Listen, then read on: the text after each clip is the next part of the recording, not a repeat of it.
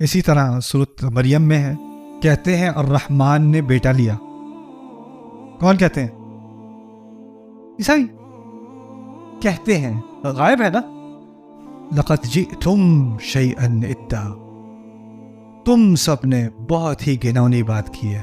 تم سب نے ایک دم سے پکڑ، فوراً مخاطب.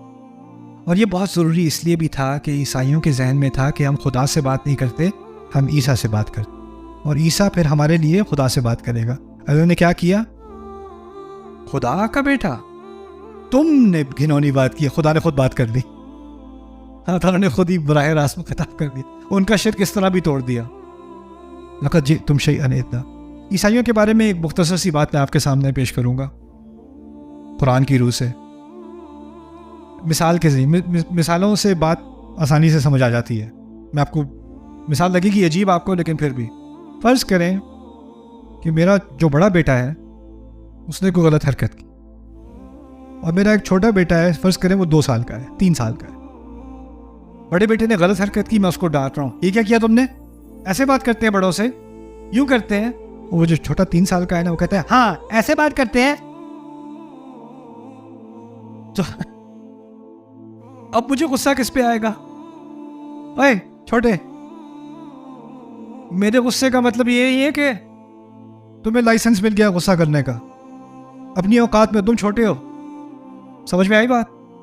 اب ذرا سمجھنا بات کو. عیسائی اللہ تعالیٰ کے بارے میں کہتے ہیں کہ انہوں نے بیٹا لیا. کسے غصہ آتا ہے؟ اللہ تعالیٰ کو. کیسا غصہ آتا ہے؟ تکاد السماوات یتفطرن وتنشق الارض. آسمان پھٹنے تک آ جاتے ہیں، زمین 2 ٹکڑے ہونے تک آ جاتی ہے ہر دفعہ جب کوئی کہتا ہے کہ خدا نے بیٹا لیا. آسمانوں اور زمینوں سے برداشت نہیں ہوتا یہ ایسا غصہ اللہ کا. کس بات پر؟ کہ کوئی کہے کہ خدا نے بیٹا لیا. یہ ہے اللہ تعالیٰ کا غصہ. اور پھر ہمیں سوچنا چاہیے جو اللہ کا غصہ ہے، اگر اللہ کو کسی چیز پہ غصہ ہے تو ہمیں بھی اس پہ غصہ ہونا چاہیے. نہ نہ نہ، ہماری وہ اوقات نہیں ہے. وہ رب ہے، رب کا غصہ اپنی جگہ ہوتا ہے، آپ کی اوقات اپنی جگہ ہوتی ہے. میں نے بچے کی مثال دی تھی نا ابھی آپ کو. باپ کا مقام الگ ہے، بچے کا مقام الگ ہے.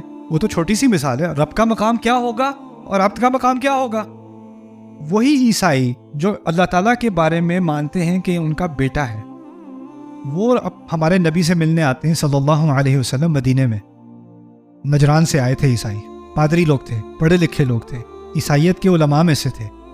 سنا ہے کہ یہاں کوئی ہے نبوت کا دعویٰ کر رہا ہے، ہم بات تو سنیں اس کی. آ کے ملے. اس وقت ہوٹل کا زمانہ تو تھا نہیں. اس وقت کوئی کہاں رہنا ہے، کسی نے کہاں پہ ٹھہراؤ کرایا ان کا پتہ ہے؟ مسجد نبوی میں. ان کی رہائش کا اہتمام کہاں ہوا؟ مسجد نبوی میں. پادری لوگ. اور وہ جب مناظرہ نہیں ہو رہا، بات چیت نہیں ہو رہی، تو وہ اپنے طور کی عبادت کر رہے ہیں. جب وہ اپنے طور کی عبادت کرتے ہیں تو کس کو پکارتے ہیں؟ عیسیٰ علیہ السلام. کہاں پہ پکار رہے ہیں عیسیٰ علیہ السلام؟ مسجد نبوی میں. اور پھر بڑی سخت آیات آ رہی ہیں ان کے اوپر، آل عمران میں مناظرے والی. آپ کو ایک بڑی عجیب تمیز نظر آئی، خدا کا غصہ اور میرے نبی کا حسن سلوک صلی اللہ علیہ وسلم. ایک ہی وقت ہم نے کیا کیا ہے؟ جس چیز پہ اللہ کا غصہ، اس پہ اپنی بھی تھوڑی بھڑاس نکال لیں. ان لوگوں کو تکاؤ. ایزی. That's اللہ. وہ ہمارا مقام نہیں ہے، وہ اللہ تعالیٰ کا مقام. وہ اپنے بندوں سے جیسے چاہے بات کرے. وہ اس کے بندے ہیں، اس کی مخلوق ہیں. اس کا پورا حق ہے، کامل حق ہے اس کا، کہ وہ جیسے چاہے اپنے بندوں سے بات کرے. لیکن بندے کا یہ حق نہیں ہے کہ وہ دوسرے بندے سے جیسے چاہے بات کرے. یہ تبھی سمجھ میں آئی دونوں کی. تو قرآن جو ہے نا، آپ جانتے ہیں رسول صلی اللہ علیہ وسلم کے بارے میں کہا ہے انک لعلی خلق عظیم، کہ آپ بہت ہی عظیم اخلاق والے ہیں، آپ کا اخلاق بہت ہی عظیم ہے. لیکن جو قرآن ان کی زبان سے نکل رہا ہے، یہ کیا ہلکی بات ہے یا بھاری بات ہے؟ بھاری بات ہے. یعنی اس انسان کا کردار علیہ الصلوۃ والسلام وہ ایک جگہ، اور بات کی سختی وہ دوسری جگہ، اور وہ دونوں ساتھ ساتھ چل رہے ہیں. اب ہوتا کیا ہے؟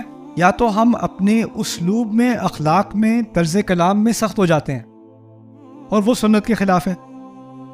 وہ رسول صلی اللہ علیہ وسلم کے اسلوب کے خلاف ہے. یا دوسری طرف ہم کیا کرتے ہیں, لوگوں سے نرمی کرنی چاہیے, اور جو بات اللہ کہہ رہے ہیں وہ بھی نہیں کہنی چاہیے کیونکہ ان کا دل دکھ جائے گا. نہیں, آپ اپنے اخلاق کو نرم رکھیں, لیکن جو حق بات ہے وہ تو حق بات ہے, ان دونوں کو مکس نہ کریں. لوگ کبھی کبھی اخلاق کے نام پہ سچ کو بھی نرم کرنا شروع کر دیتے ہیں, یا پھر سچ کے سخت ہونے کی بنیاد پر اپنے آپ کو بھی سخت بنا لیتے ہیں. یہ دونوں ایکسٹریم ہے نا. قرآن کیا چیز سکھا رہا ہے؟ ایک طرف خلق عظیم اور ایک طرف اللہ تعالیٰ کا کلام. ان دونوں کو بیلنس رکھنا چاہیے آپس میں. میں اپنے آپ کو بالکل مہذب انداز میں رکھ کے بھی صحیح بات کر سکتا ہوں, اور صحیح بات سے کسی کو بھی غصہ آتا ہے, آتا رہے تو آتا رہے.